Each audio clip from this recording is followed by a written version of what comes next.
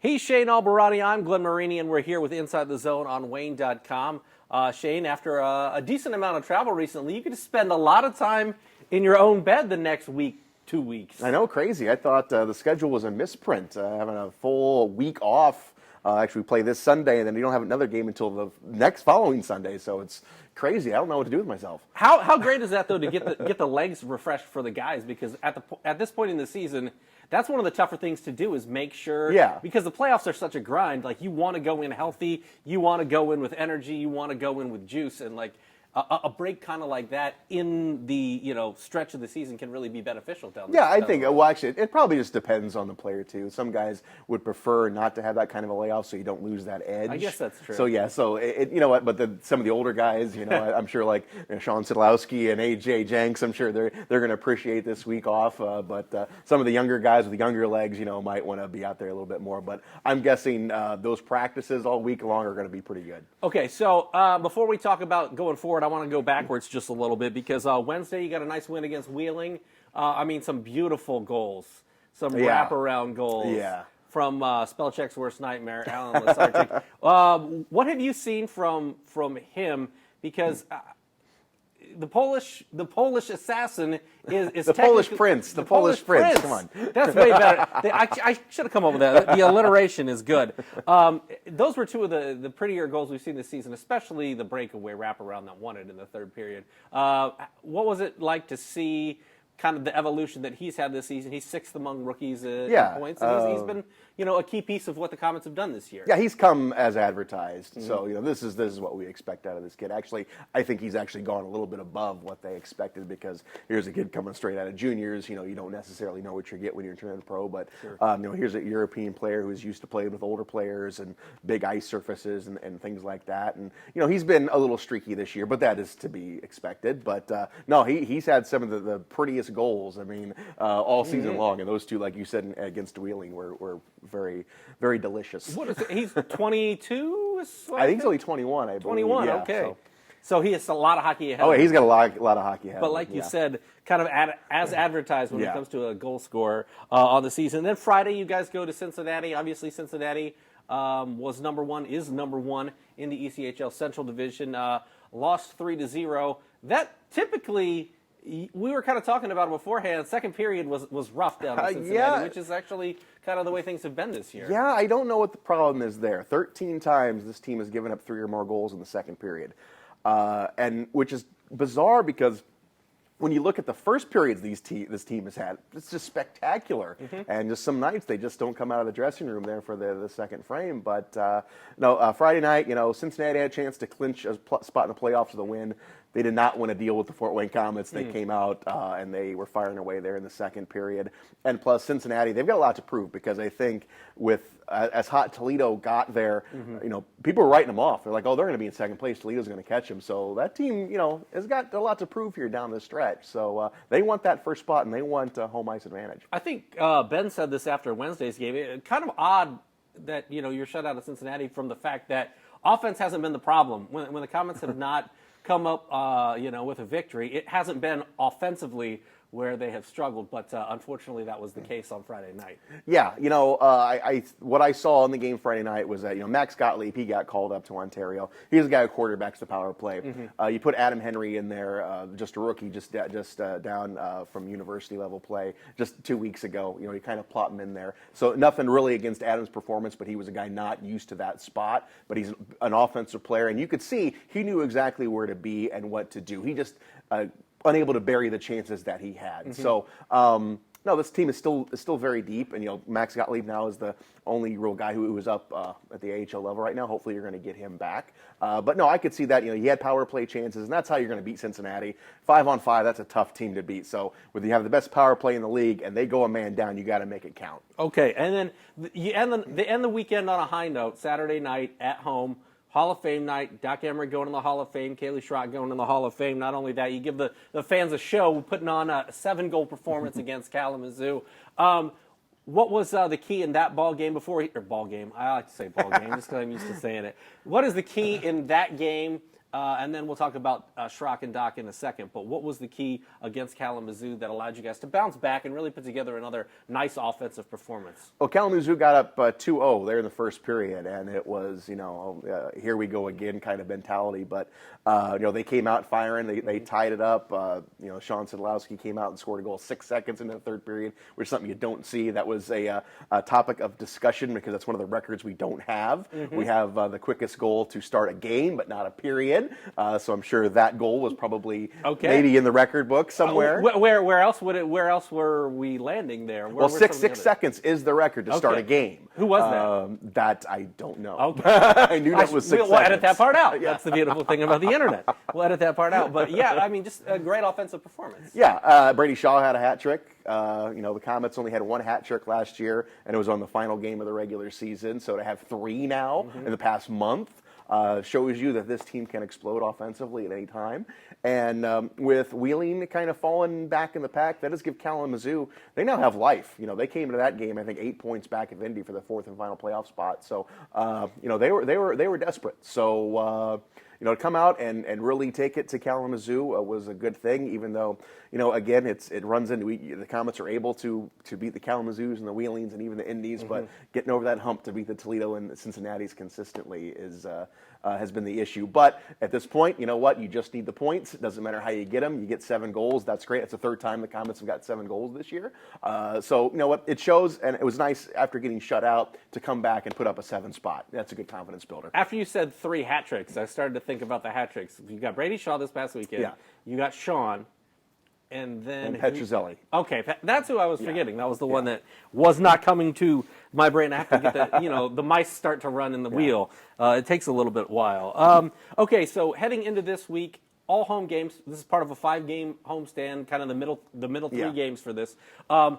You want to make hay when you're at home, when you're in front of the home fans. We've talked many times about how sometimes that is difficult because you have more distractions when you're at home. But as far as this week goes, you got 2 games against Wichita, a team that you're not really familiar with to the level of a Kalamazoo or a Toledo or a Cincinnati. So how do you approach a week like this, knowing that there's a little bit of the unknown out there, but you definitely want to come home with some wins and challenge Toledo for that 2nd spot, or at least hold off Indy for that 3rd spot? Yeah, there'll be a lot of preparation because, again, it's a team you're not familiar with, and you get to see them twice. You get to see them Wednesday, and you get them seeing Sunday, which is also kind of a weird schedule there. But, Wichita, they've been at the bottom of the standings in the Mountain Division most of the season. So, but, you can't look past that. You gotta be prepared for them. So I'm guessing there's going to be a lot of film work here today and tomorrow with the team. But again, you got a busy week. You're going to be at home. You don't want to disappoint the home crowd. And the Comets have been playing much better at home. They had a lull there in December and January, but now looking for their 15th win at home. So, and of course, Bruce Ramsey. A name. The funny thing is, you're like, hey, none of the players know what we're talking about. But if you're a Comets fan, what does it mean to have some familiar face? Come back and I feel like all the guys that come back are greeted with smiles, no matter how it happens. It's crazy, Bruce Ramsey played here 20 years ago. It's been 20 years since he played here.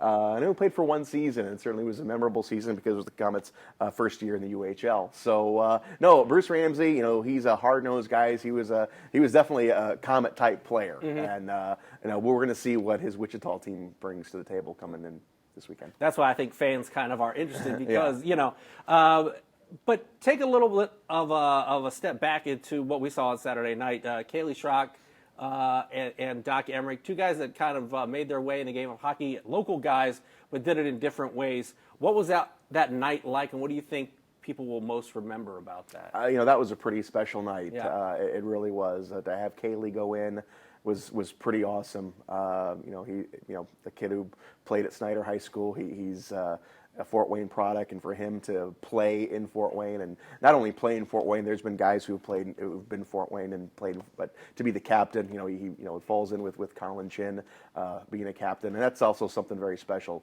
to be the captain of the Fort Wayne Komets. So, and he's still one of the most beloved players of all time. You walk around the Coliseum, you see an awful lot of number 79 jerseys in the seats. So he was certainly beloved, and he's a guy who you know, hopefully he will always be here, and he'll always be able to walk into the Coliseum and be that celebrity, which he certainly is. And you know, he's a guy who I think you could run for mayor maybe one day. Yeah. No, he has that type of popularity. It's kind of amazing. Yes, absolutely. So, no, very, very proud and very happy for Schrocky. He's a true Comet through and through. And if there's one guy who I said, you know, who embodies the Comets, it's Kalish Schrock.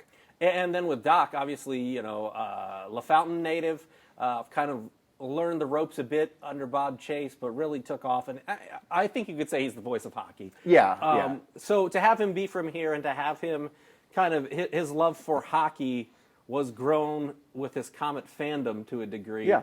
What does it mean to have him associated with this franchise and put him in the Hall of Fame? Well, it's because let's face it, not every team have that kind of, you know, you have Bob Chase and you have Doc Emmerich. It's crazy, you know, not just on the ice, but in the broadcast booth too. You know, it puts Fort Wayne on the map. People know Fort Wayne, a lot of it because of Doc Emmerich, because he'll always give love to Fort Wayne on the national broadcast. But, you know, Doc, he is always a gentleman, and he was also very taken aback by this honor as well. I was there this summer when we told him that he was going to be in the Hall of Fame, and I know he was very honored and again, very, very taken aback by it, because, you know, he can go back and you can ask him about games in the 60s, and he could tell you about players, and he could tell you, he's a Comet fan, true and true. You know, he listens to me, you know, he keeps up on the games, and, you know, he'll have questions for me, you know, after a game. So, you know, and that's what's great, is that he's not only the voice of the NHL, but he is a Comet fan, just like anybody else in the stands. That is crazy. That it keeps it's so close to his roots. Yeah. It's pretty awesome to hear. Obviously, you'll have another Hall of Fame class next year. So who are some of the guys that you think might be up for, I don't know how the process necessarily works, but who might be on the short list or even on the long list of guys that you'll be talking about, or the Frankies will be talking about as possible Hall of Fame guys that they'd like to see get in next year and put that, you know, the number to the banner. Yeah, you know, that's interesting because I'm putting you on the spot. Yeah, but actually no, we actually it came up, you know, during the game on Saturday, talking to various people, but you know, who would be the next to go in or maybe have their number retired, you know. Just looking at Sean Sadlowski's numbers, you know, he would be the first player from kind of this generation, the AA generation, who certainly, you know, him and Kaylee both, he would be the next one, I would think, to be in line. But you know what, if you can go back through the history book, I'm sure you can find some guys who certainly have the numbers. Someone like a Barry Scully, who played late 70s, early 80s, who put up 50-goal years almost every year, it seemed like. So he's a guy who I've always kind of thought about, you know, and they went back and they brought you know, Ron Leaf in the Hall of Fame a couple years ago. So was Jimmy Burton, and I was happy about that because that was my generation of Comet hockey, the 80s. Yeah. So Barry Scully is the guy who I kind of think about. But no, when you think about recent history, I mean, I think, you know, maybe the next one is Sean Sadlowski.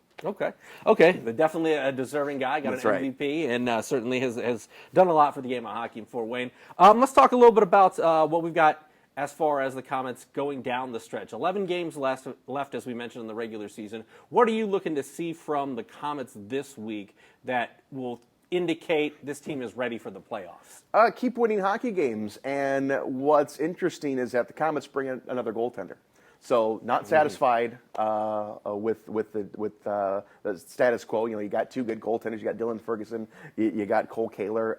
You moved Patrick Munson, and you thought maybe they were going to settle on the two. But you know what? The Stefanos Lekos kind of fell in the Comets' lap. You know, he's a guy that other teams have been courting, AHL teams have been courting, and he wanted to be a Comet. So got to take advantage of that. Anything can happen. A goaltender can come in and really make waves. You've seen that in Toledo with Billy Christopoulos, who came in and has just been incredible, and he really saved their season. You saw Alex DeBow last year was a late signing with the Comets, and he was very key for the Comets down the stretch. So I would expect him to be in the lineup at least one of these games this week to take a look at him. But this Lekos kid, you know what?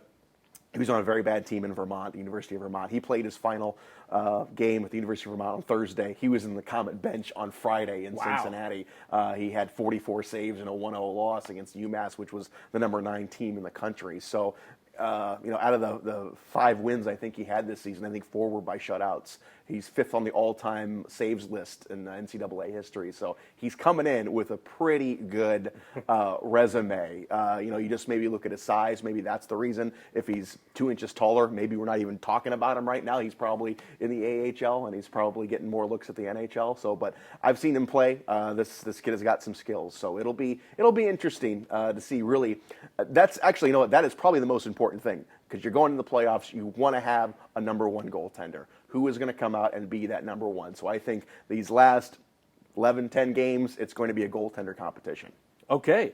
So I had it written down. Right I just overlooked it. And also, I didn't know how to say the name. So I was going to let you handle all of that. But yeah, were you surprised that they made the deal to send Munson? Because we had talked about, at the beginning of the season, it looks like they're going to it looks like they're going to carry 3 goalies. It looks like they're going to carry 3 goalies, because you never knew when Ferguson was going to be up. You never knew when Kaler was going to be up. I mean, just with the affiliations and whatnot. And Munson had kind of been there, the guy that had been there all season long, just kind of steady Eddie, I guess, if you will, in terms of being on the roster every night. So was that a surprise to you? Because I don't know, it surprised me, but I'm not in the loop. Not like really, you. because you're always going to find, if you can find a way to improve your hockey club, you're going to do it, especially at this late in the season. And there's actually been quite a few teams carrying 3 goaltenders. Indy has been doing it. Toledo had been doing it. I think Allen had done it as well. So this year has been kind of weird when it's come to goaltenders, because teams have not been afraid to carry 3 goaltenders. And like I said, you know what? You bring in this kid who's got a lot of good numbers. He's going to hopefully play his first pro game here. But that's just going to put the pressure on the other 2. They got to get in there. They're not going to get as many chances as they had. If you only had 2 goaltenders. So hopefully it's going to pressure those guys to step up their game and make this a very difficult decision. Yeah, that's the final thing I wanted to touch on, is because you mentioned Gottlieb is really the only guy that's up at this point in the AHL. How key are these next 11 games in terms of guys trying to fight their way onto the playoff roster and establish themselves? Because when they have everybody down here, if you're keeping 10 forwards, there's only the 10 slots, and there are more than 10 quality forwards on this team if you've got everybody. Yes, and then when you have affiliated players as well, you do have to keep those. And, there's still a chance you could get 1 or 2 guys down from Chicago or Ontario there at the tail end of the season. So, the last 10, 11 games here, it's going to be a competition for every position. I don't think really anyone is going to be safe. So I think everybody is going to have to step up their game, which is a good thing, because you're still fighting for playoff positioning. You're in a good spot. You feel good about where you are, but you want to go in on a hot streak, and you got a lot of games at home, so you have got a chance to build a momentum, and you got a lot of rest in between games as well. So this team, we've been saying it, is primed to make a run. So hopefully, between the schedule being kind to them and the lack of travel and competition, this is going to be an exciting end of the season. What are you most looking forward to this week, other than sleeping in your bed for the next 2 consecutive weeks? Oh, I'm excited to see how the goaltending plays out. I mean, that really is. I mean, it's been the one thing, the cloud that's been looming over this team all season long. Both goaltenders very talented, but they've been a little streaky. So. Just getting some consistency and solid play, and that's what we're looking at all the way, defensively, offensively as well. It's kind of hard. You get shut out one night, then you put 7 goals up the next night. That's kind of frustrating as well, knowing that you are able to do that. Yeah. So, no, you just want to get some consistency of play and everybody healthy and happy into the playoffs. All right. Sounds like a good plan. He's Shane Albahrani. I'm Glenn Marini, and we'll be back next Monday talking Inside the Zone here on Wayne.com.